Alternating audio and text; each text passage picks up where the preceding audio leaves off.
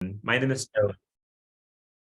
Thank you for recording this. And hello to the folks who are watching this recording. This is a workshop called Build Your Social Capital. And you can build your social capital in many ways. And two of the ways are networking and having a fabulous LinkedIn profile. And for those who might be asking or wondering, what is social capital? Social capital is the value that's derived from positive connections between people.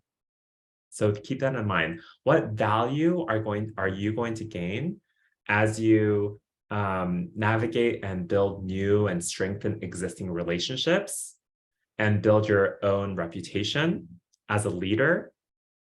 And how do you build your assets, right?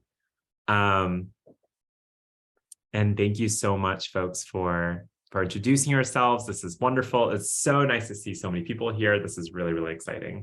So for those who don't know me, my name is Jolie, and I like to introduce myself in a very decolonized way. I like to start with my childhood, my roots. Who gave birth to me into this world? My mother, obviously. And I am a proud gay son of a fabulous South Korean mother who taught me joy and resilience. This is how I have introduced myself to my undergraduate students this semester. This is how I introduce myself to some professionals who are passionate about identity and our own history. And I really want you all to think about who you are as an individual, as a multidimensional self, who you are, what are your roots, where are you from? And feel free to chime in into the chat box. I asked you all, what's your name, your year, your major, your school, things like that. But what are your roots? What are your cultural roots? What are your historical roots? For example, I'm a son of two immigrant parents from South Korea. Who can relate to me? Feel free to use your emojis. Feel free to chat in the chat box. Let us know what your roots are. This is really important. Thanks, Yvette, for the thumbs up. This is really important in terms of shaping who you are and how you present yourself in the world, especially when you're networking. Can you all see my slide shifting, kind of transitioning? You should see a very big, happy family looking photo. Thanks, Sarah. Thanks. Is it Khadija? I apologize if I'm butchering your name. Feel free to correct me if I'm wrong. This is my family. As you can see, my family is very big. Yep, Austin, you spotted him. That's my identical twin brother right here, where my mouse is. His name is Jay. He is my identical twin brother. He is 10 minutes older, meaning he came out of the womb first and I stayed in the belly for like 10 more minutes, enjoying my space. And this is my family. This is my beautiful partner, Bradley. This is my mother right here, as you may have recognized from the previous photo. This is really a lot of the folks here you see are Bradley's family. And then my identical twin brother, my older sister here, my younger half brother here. And this is my chosen family. This is my family who has continued that joy and resilience, right, in my life. And I have a big life story, but you're not here to hear my life story. You're here to learn how to network and create a fabulous LinkedIn profile. Thank you, Yaret. Oh, thank you for the comment. And Khadija, yes, cultural intro, Middle Eastern, Indian first-gen student with immigrant parents as well. Yeah. Ooh. Folks with immigrant parents, we know, right? We know, I mean, there's so many experiences, but it's a shared experience, right? Okay, so let's go into some other parts of my life that might be of interest to you. Here's my education journey. I was trained in healthcare administration and interprofessional leadership at UCSF. And I obtained my bachelor's degree at UC Berkeley. So are there any Bears in the house? Go Bears. Fun fact about my education journey, I dropped out of UC Berkeley 2 times. 2 times. I dropped out of a prestigious university, I put that in air quotes, And I get to do that because I teach at UC Berkeley now. I dropped out twice because of personal circumstances, financial circumstances, but I prioritized work. I prioritized building my own family and protecting my family. And then I later went back to finish my education. And then guess what my GPA was? Throw out some numbers, y'all. Guess what my graduating GPA was at the end of my 10-year career at UC Berkeley. Feel free to throw out some numbers, anywhere between 1.0 to 4.0. I want to see it in the chat box. Type in any number. I won't judge.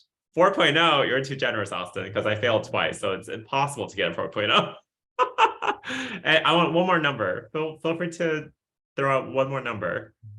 3.5. It was a lot lower. It was a 2.0. So you can really see how I failed academically, but I still passed just enough to graduate.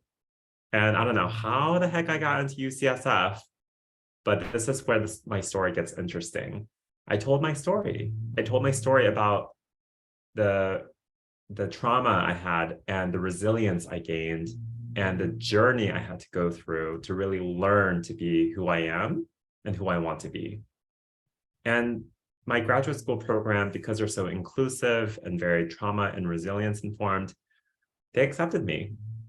So for those who might have, lower GPAs, does this make you feel better? Does this give you hope? I hope it gives you hope, because it's meant to give you hope.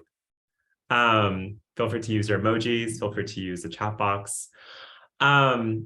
This is thanks, William, for the heart. I love the emojis. Bring the emojis, the reactions, the chats. This is my career. My life was really messy to begin with, but along with that, my career was a very interesting path. It was a path that didn't make any sense. It wasn't planned. It wasn't what I wanted to be, but I am happy where I am now.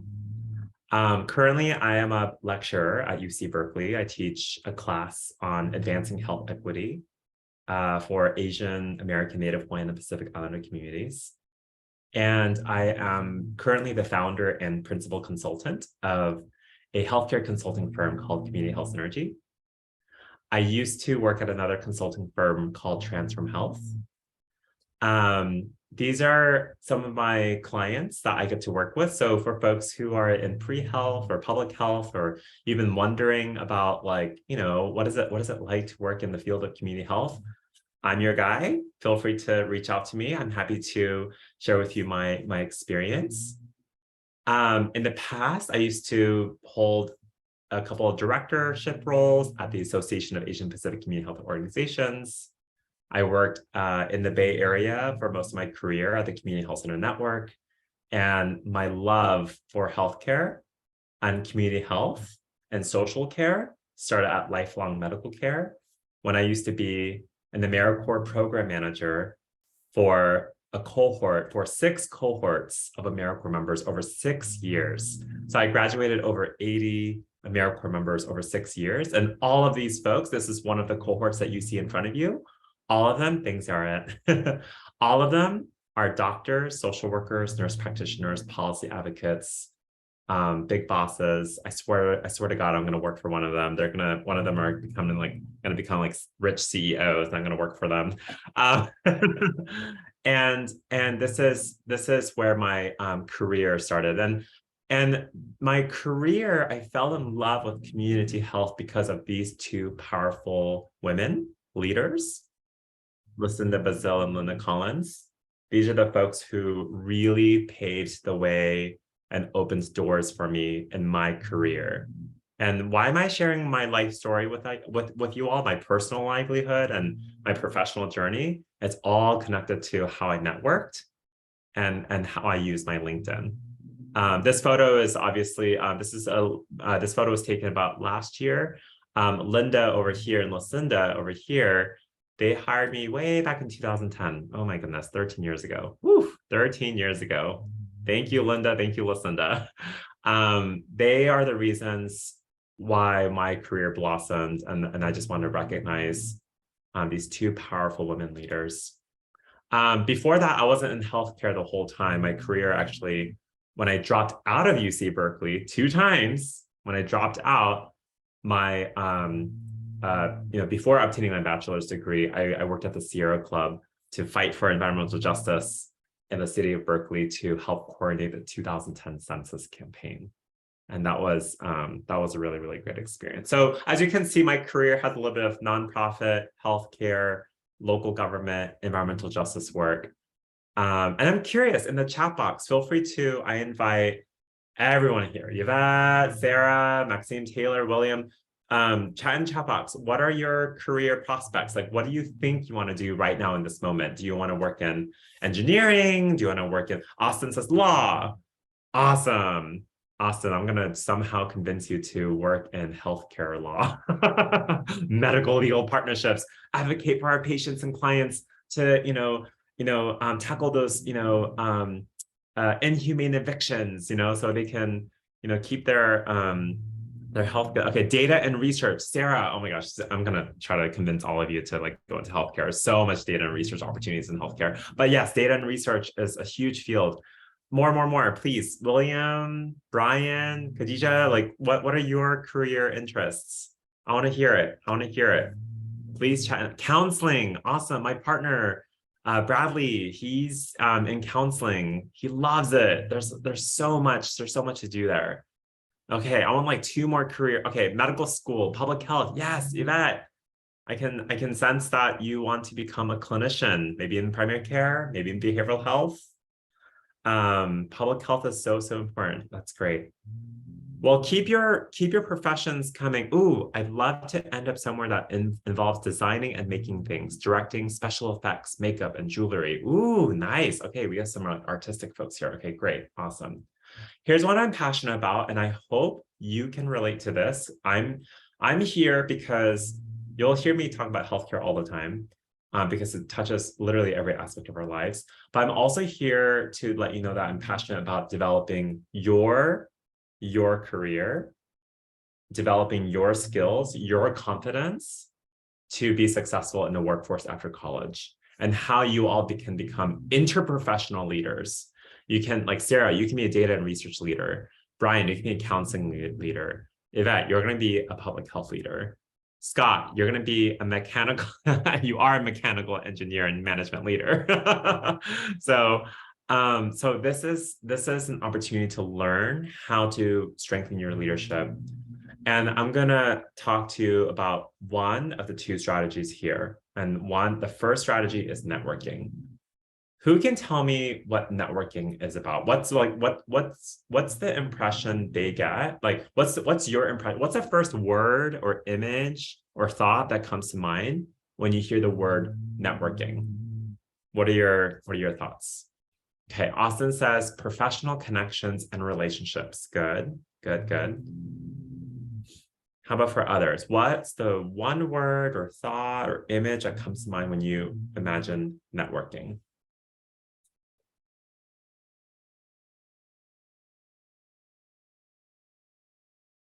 And chat in the chat box, or you can, unmute and share. Don't be shy. Scott says Kiwanis. Okay, absolutely. There's a lot of networking in Kiwanis. Gaining opportunities, right? Yes, Yvette, you're on point. And I'll wait for more thoughts. So networking, I'm gonna, this is not going to be your ordinary workshop where I'm going to talk about networking, like the definition of networking, how to network and things like that. I'm going to give you one single strategy that all of you can use that'll be really helpful for the rest of your life. And that is to really believe in planned happenstance. What is planned happenstance? Planned happenstance was created by this old dude, John Crumboltz. He was 90 years old. He recognized, he used a social theory, right, in his career counseling field to define how we make life decisions. Think about that. How do we make life decisions? It's really based on planned happenstance. And I'm gonna let you know what Planned Happenstance is. Do you see this picture on the right-hand side of this slide right here? This is the Poly Ballroom at UC Berkeley. It's like, imagine like a big event space.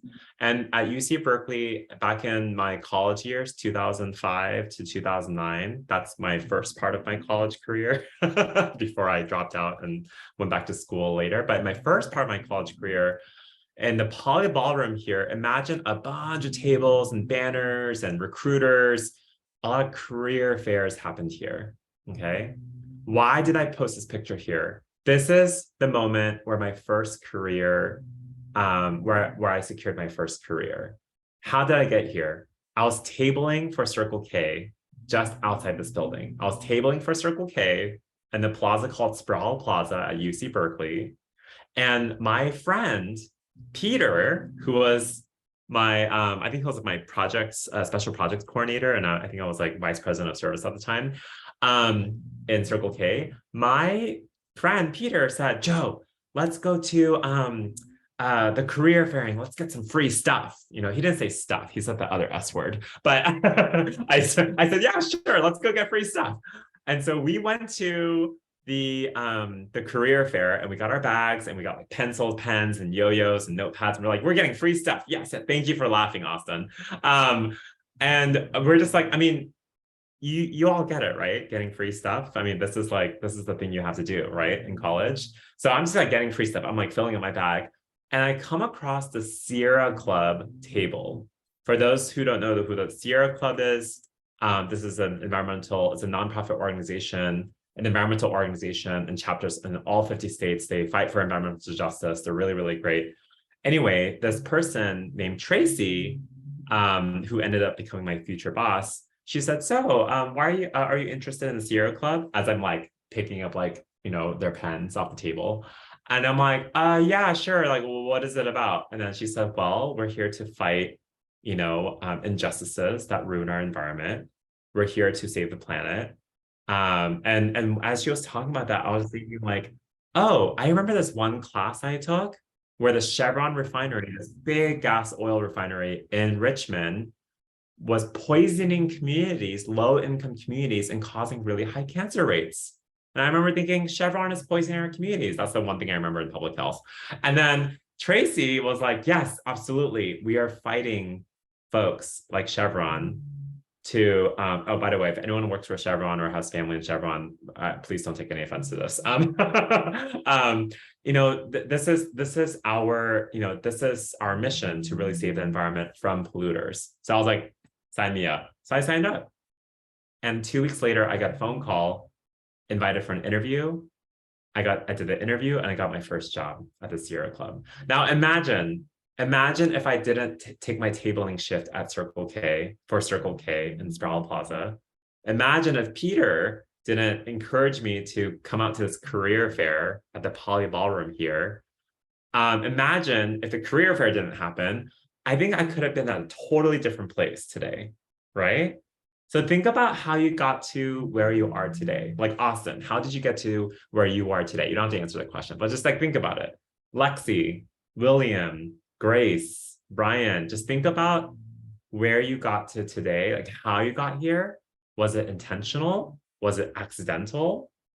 Was it serendipitous? So think about that. So planned happenstance is your ability of creating opportunities by taking action on your curiosity and chance events. Think about your willingness to take action on your curiosity on chance events. So for example, I took action by saying yes to Peter on getting free stuff at the career fair. And the career fair was a chance event, right? Now, what does it take, you know, to ensure that you make this planned happenstance work for you? 1, curiosity. Follow your curiosity. Identify your interests. Do informational interviews. Have people heard about informational interviews before? I see a nod from Austin, but emojis, yes, no. Put yes or no in the chat box. Informational interviews. Yes, I've heard of it, or no, I haven't heard of it. Chat in the chat box. No. Khadija says no. William says no. Any yeses? No. Everyone says no. Okay, well, I'm going to Google it for you. An informational interview.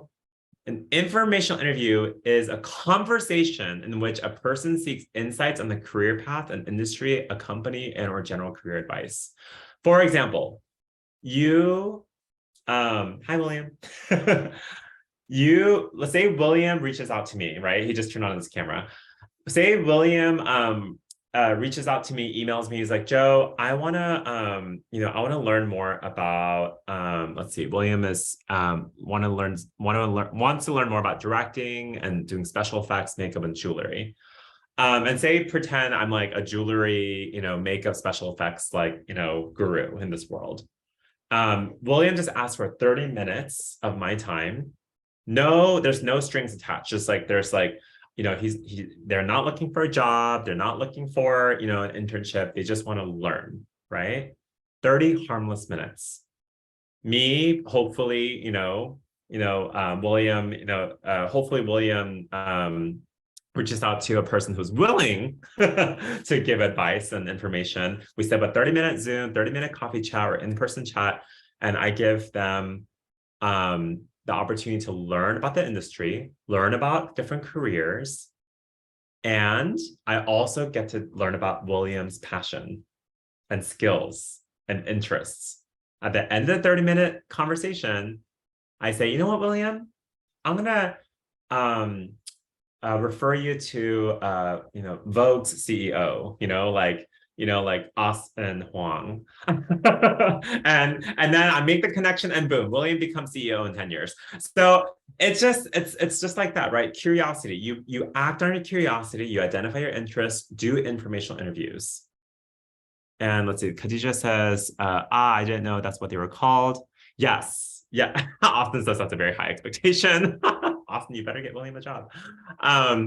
So yes, Khadija, that's one can dream. That's really funny. So informational interviews are really powerful. And guess who are the best informational interviewees are? Students. Students are the best informational interviewees. You know why?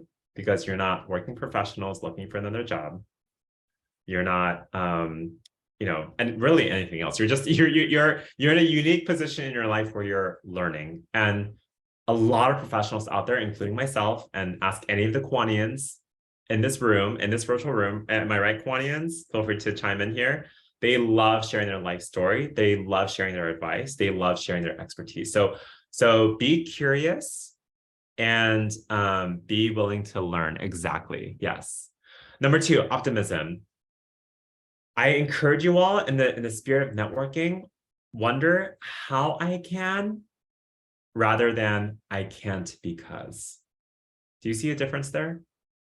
How I can become Meryl Streep of Devil Wears Prada versus I can't because whatever barriers, that are perceived or real, right?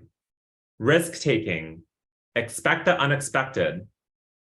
Unexpected phone calls, chance encounters, impromptu conversations, new experiences, saying yes to grabbing free stuff at a career fair, signing up for that, email listserv or environmental organization that will later call you and give you a job and propel you for the rest of your life. Really, really take advantage of the risk. Don't respond to all calls and text messages. Oh, there's a lot of scammers out there. So just wanna put that out there. And then lastly, flexibility. Be open-minded enough to change your attitude or beliefs in response to changing circumstances. You are more likely to be able to take advantage of a chance event when one does actually occur, right? So feel free to really remember, like screenshot this in front of you right now, make this your mantra. Be curious, be optimistic, take risks, take action, be flexible, okay? Because with these key ingredients, you significantly increase your chances of talking to someone that will open the doors to an opportunity, and that later builds social capital. Does that make sense, y'all? Okay, I see a nod from Austin. Oh, William says yes. Okay, great. And can I see other emojis? Does that make sense in terms of the steps here? Okay, thanks, Yvette. And I love this quote by Louis Pasteur: chance favors the prepared mind. Chance prepares, thanks, Brian, thanks, Khadija. Chance favors the prepared mind. Increase your chances by being prepared, right? How do you get prepared? Let's talk about LinkedIn. So LinkedIn is the #1 social networking platform for professionals. There are millions, tens of millions of people that use LinkedIn, and it is an excellent way to really put yourselves out there and really to document everything that you all have achieved since the beginning of college. Okay. Now, let's take a quick tour of LinkedIn. Okay. First, you need a professional headline. What is your headline? An attention-grabbing headline on your LinkedIn profile really says what you are. It says who you help. It says how you make their life or work better. And it gives proof that you are credible. And I'll give you an example here. And then an attention-grabbing headline doesn't look like unemployed and looking for work. An attention-grabbing headline could look like mission-driven health educator specializing in addressing health disparities. Obviously, this is a very healthcare-oriented, headline. Or data-driven healthcare professional and believer in trauma-informed care. So something that's very specific and something that's very speaks to you. I'm gonna use my own LinkedIn profile as an example. Mine's really simple. This is my tagline right here. This is all I want the world to know. I'm a community health consultant, I'm a strategist, and I'm an educator. Some people like to list their current titles here. Some people like to put inspiring quotes like this. So really define who you are and what you want to be known as, okay? LinkedIn is really great to document all your skills, expertise, and recommendations. Remember, LinkedIn uses the keywords from your skills, expertise, and recommendations. The recruiters use that. They have like a tracking system where they look for specific people with specific skills for job opportunities. Okay, so this is a screenshot of my LinkedIn profile that shows like a summary of the skills that I have that can be endorsed by others. What are my top skills here? That's endorsed by my friends and my colleagues from college and my professional working lives. My skills are community outreach, volunteer management, and program development. And you see all these wonderful endorsements. So these are some ways to really document what skills you have. So let's brainstorm. What are some skills that you'd like to promote? What are your skills? What are your skills? Feel free to chat it in the chat box. What skills would you like to promote for yourself? Are you good with event planning? Are you good with volunteer management? Are you good with data analysis? Building things? I would love to hear from everyone here. What is one skill that you like to promote? Austin, excellent. Microsoft Office and Adobe Creative Suite. Yes, absolutely. So here's what I would do. I would, pretend this is your LinkedIn profile, right? I would scroll down to the skills section, add a skill. Microsoft Office. There you go.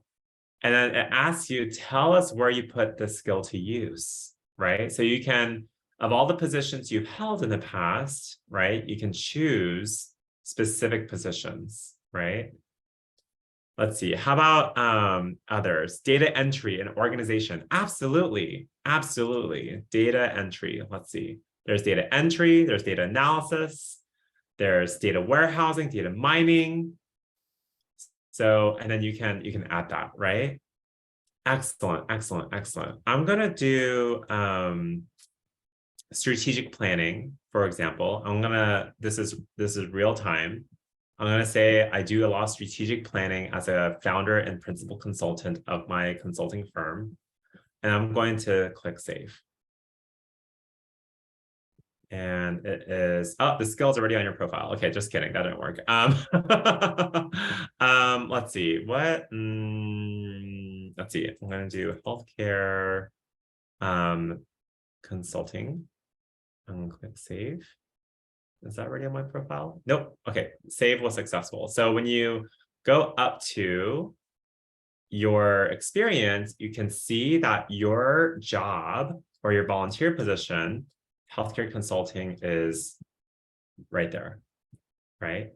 So it's really cool. You can really be specific with your skills. You can have like a general list of skills, or you can tie it to a position, right?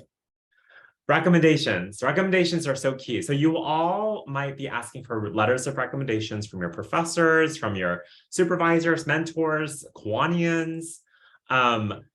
And keep in mind that every relationship is unique with its own backstory and nature, whether it's from your personal, professional, manager, colleague, peer, customer, or service provider, okay? LinkedIn has a really wonderful way of documenting all your recommendations. So here's my recommendations, where I had the pleasure of working with these amazing individuals right here. And they have an opportunity to provide a recommendation about your collaboration experience. They can really speak to your work ethic, the quality of your work, right?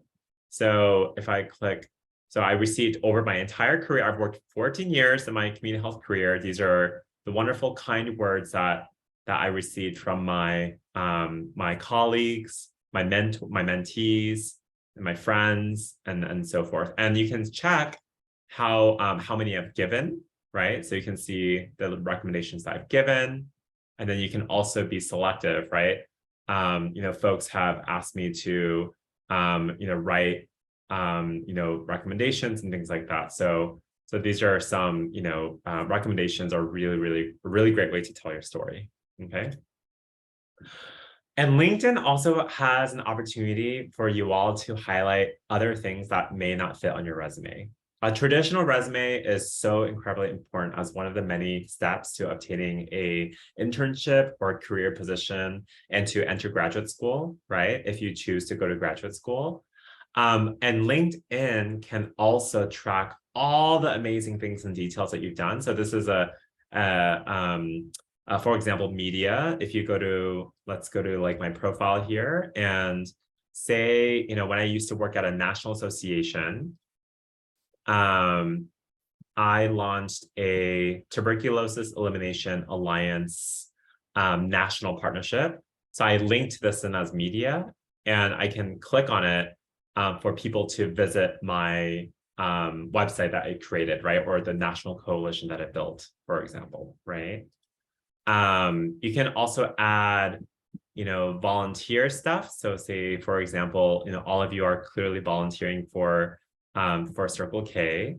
Where's my volunteer section? Oof, this is a lengthy.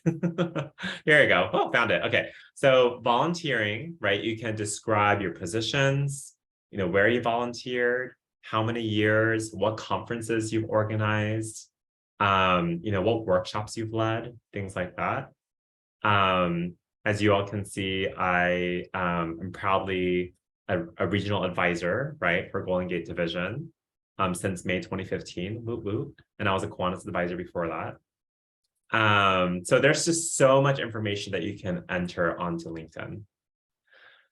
And then what are some things you can add to your LinkedIn profile? And then, that's a question, sorry, for you all. What are some things that, now that you know what you can add to your LinkedIn profile, please share with me in the chat box, or you can unmute. What are some things that you can add to your LinkedIn profile? Is it a project? Is it a volunteer position? Is it a research paper? Please let me know. What's something that you can add to your LinkedIn profile? I would love to hear from everyone here. Yes, Sarah, research experience. Absolutely. You can add your research experience under volunteering. I have, Sarah, you might be interested in this, but for research, if you do publications, right, if you publish manuscripts and briefs and white papers, you can upload it, right, and describe it here. You can also describe it as a project, right? So these are projects and you can tag other collaborators. Austin says a recommendation. Absolutely. You can add a recommendation. You all can ask a recommendation from each other, right? And say nice things about each other and boost each other's kind of work. What else? What else would you like to add to your LinkedIn profile? I would like to hear one more thing. William, how about you? What would you add? See, since I see your face.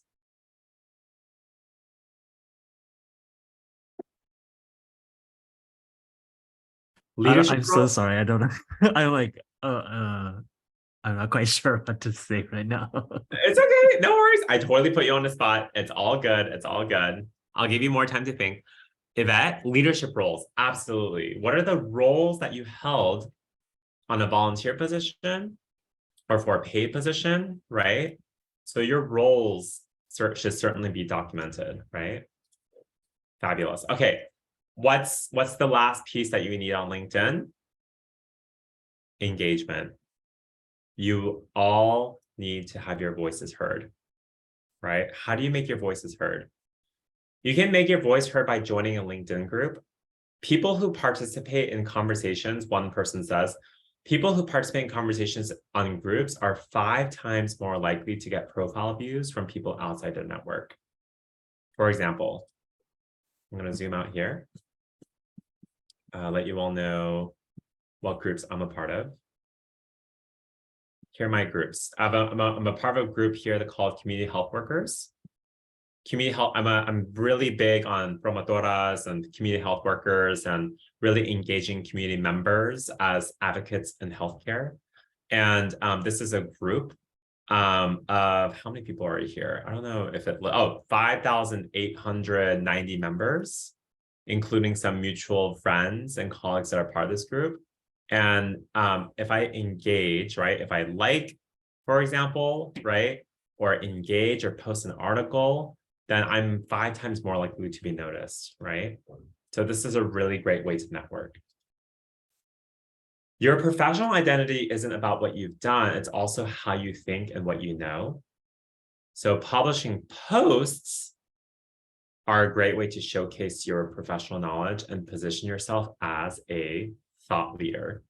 How many of you use your emojis? Use your emojis, raise your hands. How many of you post on Instagram, Facebook, TikTok, like any social media channel? How many of you post? Raise your hands. Sarah, Lexi. That's it? Maxime, William, Austin. Great. You all, Brian, great. Okay, so you all have posting abilities. You all have posting abilities. What does a LinkedIn post look like?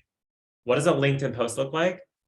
It's really about your raw feelings and what kind of thought leadership you want to position yourself in this world and put out there in the digital world. For example, here are my 2 most recent LinkedIn posts. On the left-hand side, for some who may already be very familiar with the Monterey Park and Half Moon Bay tragedies that happened with the senseless acts of gun violence, being a public health leader, being a community health, trauma-informed and resilience-informed community health leader, I felt that it is my duty to uplift community-centered resources that I personally follow that really kind of tackles the root causes of gun violence and how we can protect our monolingual immigrant, refugee, and farm worker communities. So I tagged some organizations that I follow, right? Like the Asian Mental Health Project, the Farm Worker Justice Group. So this is the left side. This is one post I made 5 days ago.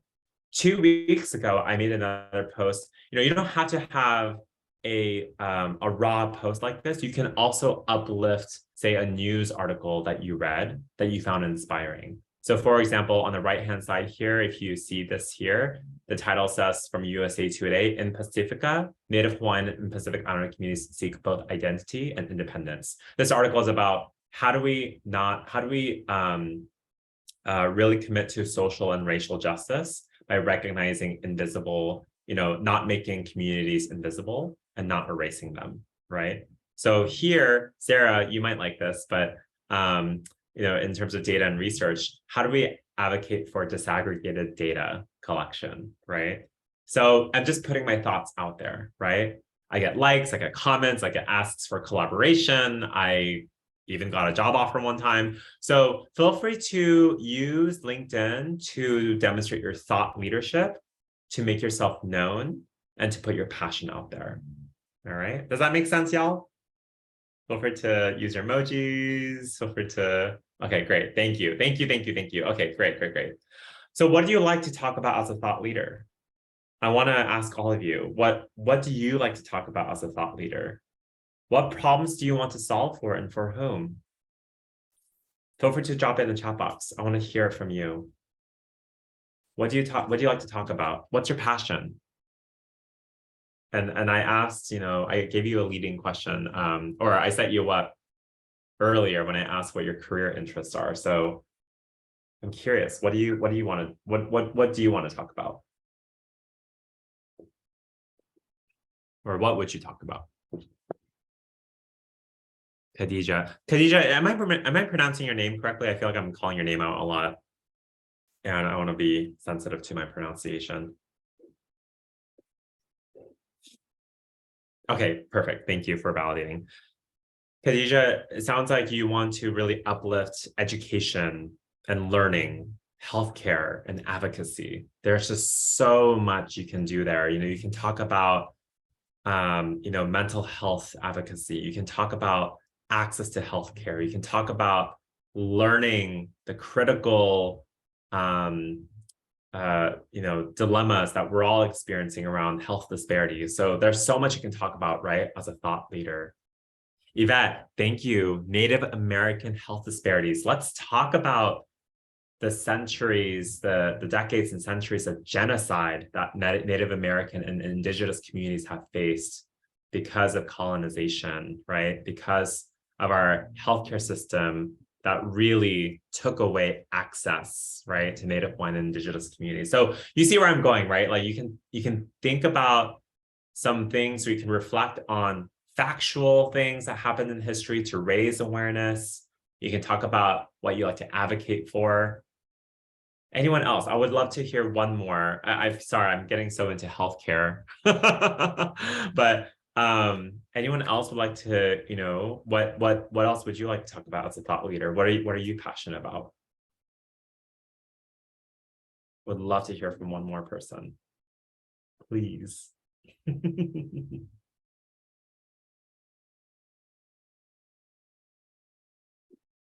Just waiting and idling by the chat box. And it's okay. It's okay. Silence is okay. Well, that concludes my presentation. And I want to really take a moment again to thank everyone. I'm going to drop into the chat my LinkedIn profile so that you all can connect with me. You all can connect with me. And so we can be friends and we can see how many mutual friends we have, right? Austin, do you have a LinkedIn? Yes, you do. I'm going to go to Austin's profile. Oh, I'm putting him on the spot. And guess what? You know what's cool about LinkedIn? We get to see how many mutual friends we have. We get to see, oh my gosh, all these people. This is amazing. Say, for example, I wanted a job at the Vietnamese American Roundtable, and I see Austin knows our mutual friend, Philip Nguyen. I can hit up Austin and be like, Austin, can you introduce me to Philip? Now you're showing so many Kiwanis. Yeah. Well, so, feel free to connect with me on LinkedIn. I want to, again, thank Austin for organizing this amazing DPDC event. And I want to thank all of you for participating and engaging so much through your emojis and chat box. I want to really uplift and encourage you all to check out tomorrow's and the day after's workshops, the alumni career panel, the amazing Chris Tung, who will talk about resume, cover letter, and interviewing. And if any of you would like to, get in touch with me and you want to ask questions about LinkedIn or networking or just like life advice in general, feel free to contact me. My email is joelee36@gmail.com and my Twitter is joehlee. And I will yield the rest of my time for questions, comments, and reactions. So please, please, please let me know, what are your questions? What are your comments? What are your reactions to this presentation? I would love to hear from you all.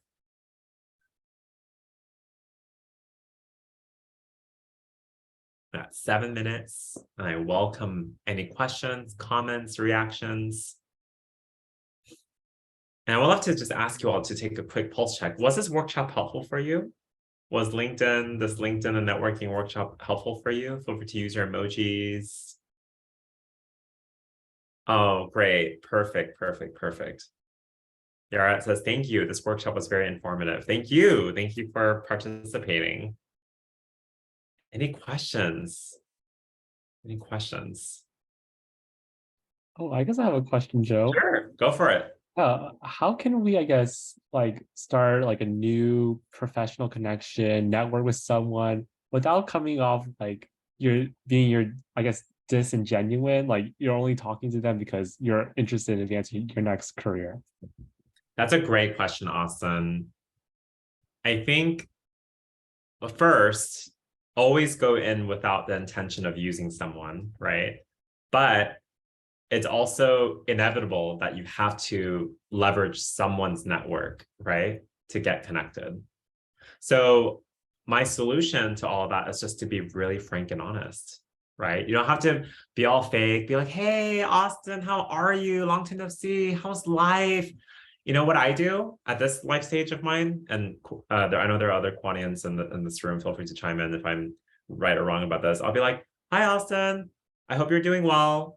I noticed that you know Lexi Shaw at Golden Gate Foundation, and I just saw that Golden Gate Foundation is hiring for this program officer position.